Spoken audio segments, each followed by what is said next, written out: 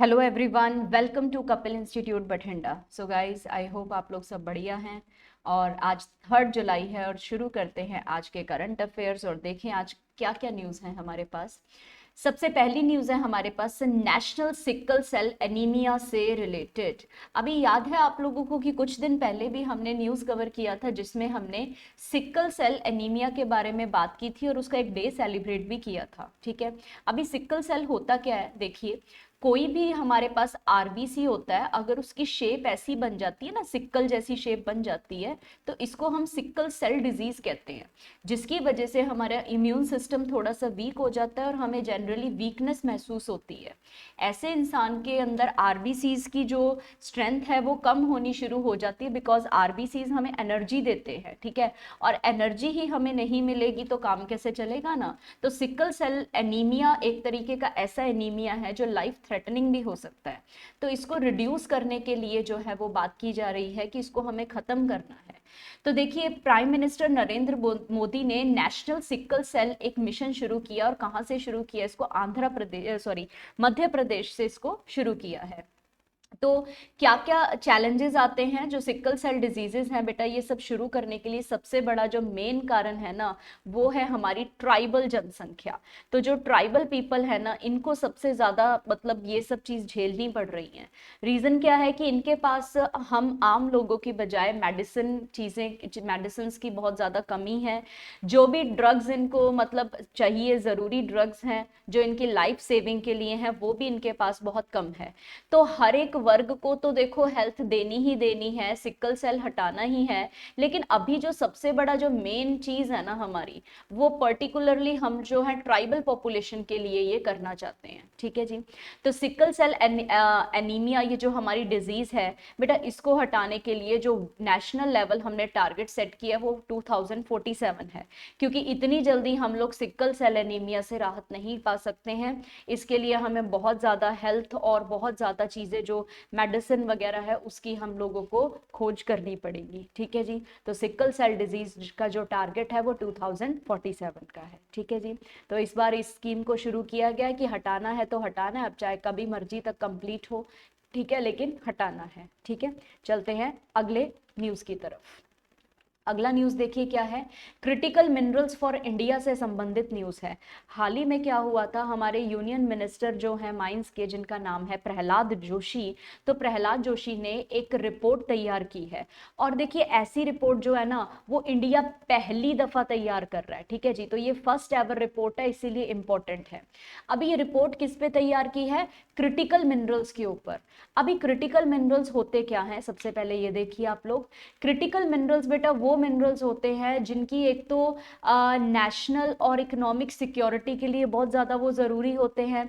मान लीजिए कोई हथियार बनाना है, कोई वेपन बनाना है, उसके अंदर उसका इस्तेमाल होना है, तो नेशन को सिक्योर करने के लिए, इकोनॉमिक के लिए इसलिए ताकि क्या पता उसके बेचने से हमें काफ़ी ज़्यादा बेनिफिट मिल जाए। ठीक है, और उनकी जो सप्लाई होती है ना, उसको खतरा भी होता है, वल्नरेबल भी होता है। ठीक है, और इसको प्रोडक्ट मैन्युफैक्चरिंग का हिस्सा भी बनाया जाता है।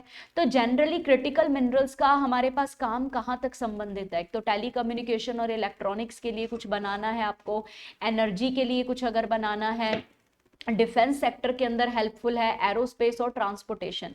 ये सब जो हमारे पास 5 सेक्टर्स हैं ना, ये ज़रूरी है हमें अलग अलग चीज़ें बना के देने के लिए, जो कि क्रिटिकल मिनरल की सहायता से हो सकती है।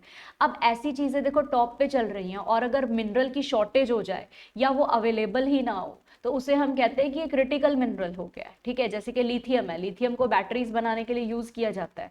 चलो, हम लोग बहुत लकी है कि हम लोगों को हमारे ही देश में लिथियम रिजर्व्स मिल गए हैं, है ना। हम लोगों ने न्यूज़ पढ़ी होगी, जम्मू में मिले थे। लेकिन जब नहीं थे हमारे पास तो हम क्या करते थे? टोक्यो से, वियतनाम से, जापान से फिर हम लोगों को क्या करने पड़ते थे? लेने पड़ते थे, क्योंकि हमको भी तो बैटरीज बनानी है ना, तो उसमें हमें इंपोर्ट करवानी पड़ती थी। हीलियम को जो है एमआरआईज में यूज़ किया जाता है, मैग्नेटिक रेजोनेंस बायोमास जो इंडक्शन होता है उसके अंदर हम इसको यूज करते हैं, ठीक है। यूरेनियम को थेरेपी, रेडिएशन थेरेपी के अंदर हम लोग इस्तेमाल करते हैं और जनरली बिजली बनाने के लिए भी हम यूज करते हैं। पोटैश को फर्टिलाइजर बनाने के लिए, इंडियम को एलसीडी बनाने के लिए, स्ट्रोंशियम को फायरवर्क्स यानी कि पटाखे बनाने के लिए इस्तेमाल करते हैं, है ना। तो क्रिटिकल मिनरल्स बहुत ज्यादा यूज होते हैं। अगर मैं आपको यूएसए की बात बताऊं, यूनाइटेड स्टेट्स कहता है कि हमारे पास 35 मिनरल्स ऐसे हैं जिनको उन्होंने लिस्ट में डाला है, लेकिन इंडिया ने अभी सिर्फ 30 क्रिटिकल मिनरल्स को आइडेंटिफाई किया है, ठीक है जी। तो आपने ध्यान रखना है कि इंडिया कितने कर रहा है, 30 मिनरल्स को कर रहा है। और वही बात है जो हम ऑलरेडी देख चुके हैं कि आखिर इसका यूज क्या है। क्रिटिकल मिनरल्स डिफेंस से लेके टेलीकॉम सेक्टर तक, फार्मास्यूटिकल, दवाइयां, एनर्जी, एग्रीकल्चर, हर जगह इंपॉर्टेंट है, ठीक है बेटा। तो न्यूज बहुत अच्छा है, इसको पकड़ के रखना, काफी इंपॉर्टेंट न्यूज है कि हमारे इंडिया में सबसे पहली रिपोर्ट तैयार की है। और अगर रिपोर्ट तैयार हुई है तो इन 30 क्रिटिकल मिनरल्स के लिए कुछ अच्छा हम लोग जरूर करेंगे, ठीक है जी। चलते हैं अगले न्यूज की तरफ। अगला न्यूज है नेशनल डॉक्टर्स डे से रिलेटेड। नेशनल डॉक्टर्स डे बेटा हम हर साल 1 अप्रैल को मनाते हैं, ठीक है। 1 अप्रैल को इसको पहली बार 1 जुलाई को हम सेलिब्रेट करते हैं। और 1991 के अंदर पहली बार हमने इसको सेलिब्रेट किया था। और किसको ऑनर कर रहे हैं हम, डॉक्टर बिधन चंद्र रॉय को। देखिए आप इनको देख सकते हैं, ये डॉक्टर बिधन चंद्र रॉय थे। अगर बिधन चंद्र रॉय के बारे में हम बात करें तो ये बर्थडे पैरिशर है बेटा। बर्थडे पैरिशर कौन होते हैं, ये वो लोग होते हैं जिनका जन्म और मृत्यु का दिन एक ही होता है, यानी कि 1 जुलाई को इनका बर्थडे होता है और 1 जुलाई को ही इनकी मृत्यु हुई थी। ऐसे लोगों को इंग्लिश में ना बर्थडे पैरिशर कहा जाता है। ये काफी फेमस डॉक्टर रहे हैं, एजुकेटर रहे हैं, फ्रीडम फाइटर भी रहे हैं, सोशल वर्कर और पॉलिटिशियन रहे हैं। इनफैक्ट ये 14 साल के लिए चीफ मिनिस्टर रह चुके हैं बंगाल के, 48 से लेके 62 तक। 4 फरवरी 1961 को इनको इंडिया का highest civilian award Bharat Ratna से सम्मानित किया गया था। और ये महात्मा गांधी के पर्सनल फिजिशियन भी रह चुके हैं, ठीक है जी। सो ये सारे पॉइंट्स इनके बारे में याद रखना है क्योंकि इन्हीं के लिए हम ये दिन सेलिब्रेट करते हैं, नेशनल डॉक्टर्स डे, ठीक है। चलते हैं अगले न्यूज की तरफ। तो देखिए अगला न्यूज क्या है हमारा। अगला न्यूज है प्रधानमंत्री प्रणाम और यूरिया गोल्ड स्कीम के बारे में। देखिए हाल ही में क्या हुआ, जो बजट के अंदर डिसाइड हुआ था ना, उसके ऊपर बात की जा रही है। 2023 के बजट में कहा गया था कि हम पीएम प्रणाम स्कीम और यूरिया गोल्ड स्कीम को लेकर आएंगे। तो यूनियन कैबिनेट ने हाल ही में इस स्कीम को लाने के लिए अप्रूवल दे दिया है।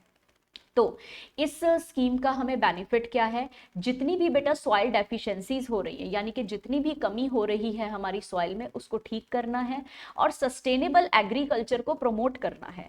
अब ये सस्टेनेबल एग्रीकल्चर क्या होता है, एक ऐसा एग्रीकल्चर जिसमें आप आज के लिए तो कुछ ना कुछ उगा ही रहे हो, लेकिन आप अपनी फ्यूचर जनरेशन के लिए भी कुछ ना कुछ कर रहे हो।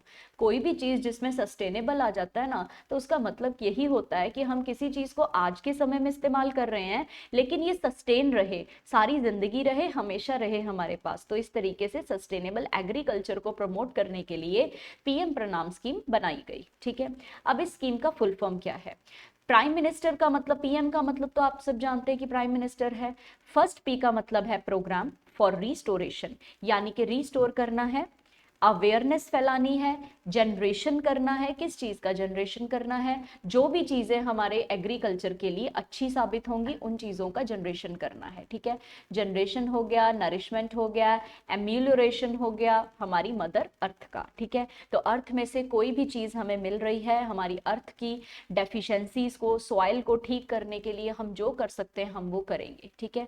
और इस स्कीम का सबसे मेन जो पलड़ा है ना, वो ये है कि ये स्टेट्स को इंसेंटिवाइज करेगी, यानी कि कोई भी स्टेट अगर अपनी प्रणाम स्कीम को आगे बढ़ाने के लिए कोई भी काम करता है तो सेंट्रल गवर्नमेंट कहती है कि हम आपको इंसेंटिव्स देंगे।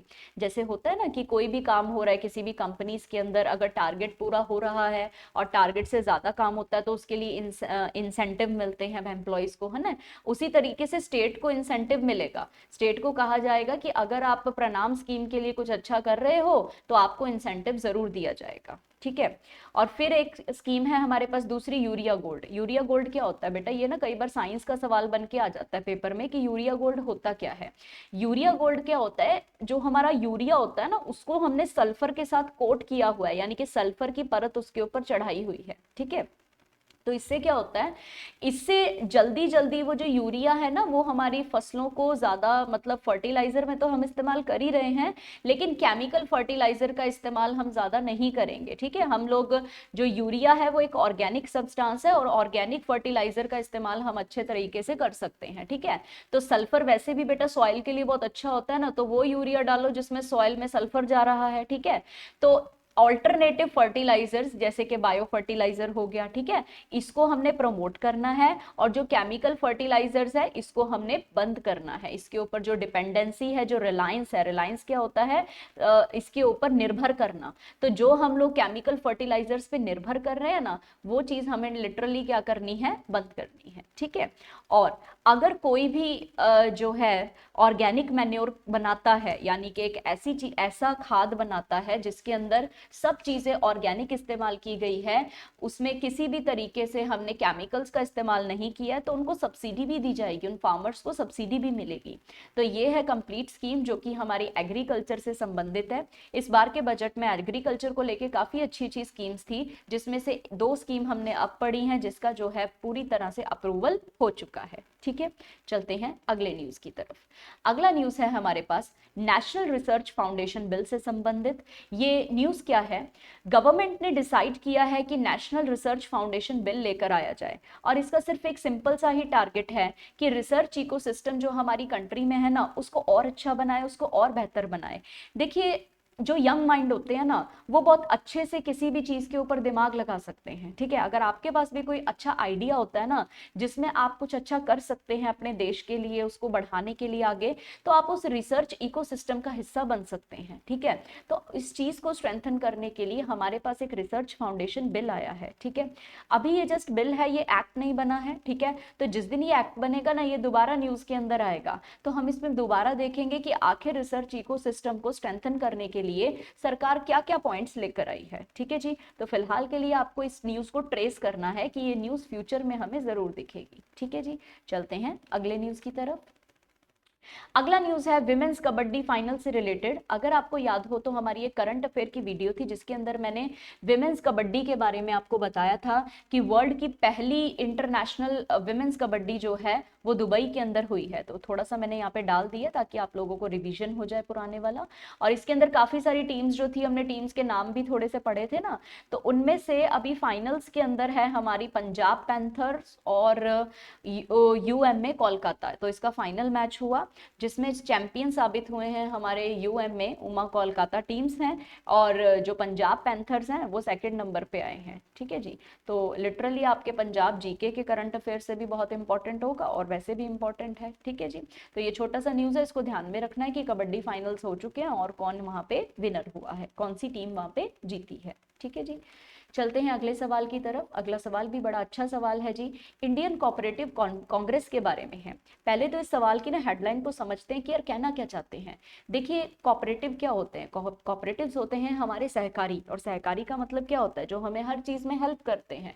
और कांग्रेस का मतलब क्या होता है कि इनकी एक संगठन बनाना है, इनकी एक मीटिंग करनी है। ठीक है, कांग्रेस का मतलब ये होता है कि हम सब लोग कहीं ना कहीं इकट्ठा हो रहे हैं, और इकट्ठा होकर हम लोग क्या कर रहे हैं, एक मीटिंग कर रहे हैं। ठीक है जी, नाउ अभी न्यूज क्या है कि 17th कोऑपरेटिव कांग्रेस जो है न्यू दिल्ली के अंदर इनॉग्रेट की गई है प्रधानमंत्री मोदी जी के द्वारा। ठीक है, वैसे मोदी जी ने इसको इनॉग्रेट किया है, लेकिन इसको इसके चेयरपर्सन होंगे यूनियन होम मिनिस्टर जो कि अमित शाह हैं। ठीक है, अभी इसको ऑर्गेनाइज किया है national cooperative union of India ने, ये संस्था है जिन्होंने इस पूरी की पूरी मतलब चीज को इनॉग्रेट किया, उसको ऑर्गेनाइज किया है। थीम क्या है इनका, अमृतकाल। अमृतकाल क्या है, prosperity through corporation for a vibrant India. एक वाइब्रेंट इंडिया के लिए, एक अच्छे भारत के लिए कॉपरेशन को जो है उसको प्रॉस्पर करना है, उसको आगे लेके जाना है ना। अब ये कॉपरेटिव्स होते क्या है, सहकारी तो हमने समझ लिया, लेकिन आप इसको बहुत ही सिंपल तरीके से समझिए। अगर आपके पास बेटा बाटा कंपनी का जूता है, ठीक है। और बाटा कंपनी का जूता आपने पहना और बाय चांस वो जो है वो खराब हो गया, रिपेयर हम नहीं करा सक रहे हैं उसको, ठीक है, तो आपकी गारंटी वारंटी पीरियड से भी निकल गया, तो बेटा आप बाटा कंपनी के चेयरमैन को तो नहीं कहेंगे ना कि आके मेरा जूता ठीक करके जाओ, रिपेयर करके जाओ। ऑब्वियसली आप किसके पास जाओगे, आप एक मोची के पास जाओगे, ठीक है। तो मोची उस समय में जो आपको हेल्प करने के लिए रेडी हुआ है ना, वो आपके सहाकर है। उसी तरीके से दूध वाले हैं, एग्रीकल्चरल हैं, फार्मर्स हैं, ये सब हमारे क्या हैं, कॉपरेटिव्स हैं, ठीक है जी। तो अमृतकाल जो है वो क्या कहना चाहता है कि ये जो हमारे कॉपरेटिव्स हैं ना, इनके लिए हमें कुछ अच्छा करना है। जितना बढ़िया हम कर लेंगे उतना ही बढ़िया हमारा देश आगे तरक्की करेगा, ठीक है। और इसके लिए ना इस संस्था ने, जो NCUI हमने की थी ना संस्था, इस संस्था ने जिसने इसको ऑर्गेनाइज किया है, एक एग्जीबिशन प्रोग्राम भी रखा है, जिसमें जो भी सेल्फ हेल्प ग्रुप्स के द्वारा प्रोडक्ट्स वगैरह बनाए जा रहे हैं ना कोऑपरेटिव एजुकेशन फील्ड्स के अंदर, वो सब वहां पे डिस्प्ले किए जाएंगे, तो जिसका नाम है NCUI हार्ट, ठीक है जी। तो ये बहुत अच्छी मतलब कॉन्फ्रेंस हुई है, मीटिंग हुई है, तो 17th कॉन्फ्रेंस है, तो थोड़ा सा इसके ऊपर स्ट्रेस रखना। कई बार ना आपको पूछ लिया जाता है कि कितने नंबर की हुई है, ठीक है, तो 17th इंडियन कोऑपरेटिव कांग्रेस हुई है, ठीक है जी। चलते हैं अगले न्यूज की तरफ। अगला न्यूज है इंटरनेशनल डे ऑफ कोऑपरेटिव्स के बारे में। लीजिए, वही जो कोऑपरेटिव की मीटिंग हुई है उसी के लिए दिन भी आ गया हमारे पास। तो जिस दिन ये मीटिंग हुई है ना, वही दिन हम सेलिब्रेट करते हैं वैसे तो, लेकिन वैसे ये दिन आता है 1 जुलाई, फर्स्ट सैटरडे ऑफ जुलाई को, ठीक है। और by chance he first Saturday जो है जुलाई का, उस दिन 1 जुलाई ही पड़ गया, ठीक है जी। तो फर्स्ट सैटरडे ऑफ जुलाई जो है इसको हर बार सेलिब्रेट करते हैं। पहली दफा इस दिन को सेलिब्रेट किया गया था 2005 में, और इसको सेलिब्रेट करने के लिए हमारे पास एक अंतरराष्ट्रीय संस्था है जिसका नाम है इंटरनेशनल कोऑपरेटिव अलायंस, ठीक है। और थीम क्या है, सस्टेनेबल डेवलपमेंट के लिए कोऑपरेटिव्स का क्या योगदान है, क्या सहयोग है, ये हमारा यहाँ का थीम है, ठीक है जी। सो आई होप आपको क्लियर हो गया होगा कि कोऑपरेटिव्स क्या हैं। तो कोऑपरेटिव्स अगर पता लग गया कि ये कौन है, ये हमारे मददगार हैं, तो उन्हीं के लिए जो है हम एक दिन भी सेलिब्रेट करते हैं, ठीक है जी। क्लियर हुआ। चलते हैं अगले सवाल की तरफ। अगला सवाल है INS संकुश के बारे में। शंकुश ये एक हमारे पास क्या है, इंडियन नेवल शिप है, ठीक है। वैसे तो अगर हम बात करें तो इसकी जो मतलब क्लास है वो क्या है, सरफेस सी किलर की क्लास है, ठीक है। मतलब एक ऐसी सबमरीन है जो सरफेस से जो है वो अटैक करती है। आप देख सकते हैं, ये देखिए, ये है तो एक पनडुब्बी, लेकिन इसका सारा अटैकिंग सिस्टम जो है ना वो सरफेस का है, तो किसी भी वॉरशिप के साथ ये लड़ सकती है, झगड़ सकती है, ठीक है। सो हम डिस्कस कर रहे हैं बेसिकली कि जो डिफेंस, ये न्यूज में क्यों आया, जो मिनिस्ट्री ऑफ डिफेंस है उसने मैजागांव डॉक शिप बिल्डर्स के साथ एक अग्रीमेंट किया है, एक संधि की है कि ये जो मुंबई के अंदर ये सरफेस सी किलर है ना INS संकुश, इसको थोड़ा और इम्प्रूव किया जाए। इम्प्रूव क्यों करना है, इसको मीडियम रीफिट और लाइफ सर्टिफिकेशन देनी है। इसका मतलब क्या होता है, देखो, इस तरीके की सर्टिफिकेशन तब मिलती है जब हम किसी भी वॉरशिप को कॉम्बैट ऑपरेशंस के लिए प्रिपेयर करते हैं, और कॉम्बैट का मतलब होता है लड़ने के लिए, लड़ाकू के लिए, ठीक है।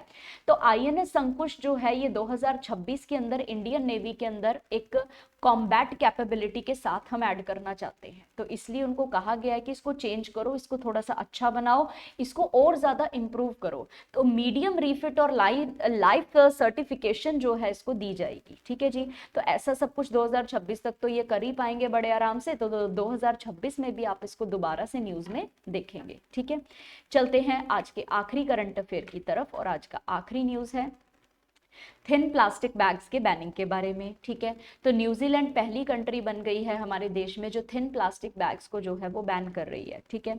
ऐसे तो देखो इंडिया भी प्लास्टिक बैग को बैन करता रहता है, लेकिन इंडिया का जो है प्लास्टिक बैग है वो सिंगल यूज प्लास्टिक है ना। यहाँ पे हम बात करें थिन प्लास्टिक बैग की, ये वो वाले प्लास्टिक बैग्स होते हैं बेटा जो आप सुपरमार्केट से या सब्जी मंडी से लेके आते हैं ना, जिसमें फ्रूट्स और वेजिटेबल्स और बाकी की आइटम्स होती हैं, ठीक है।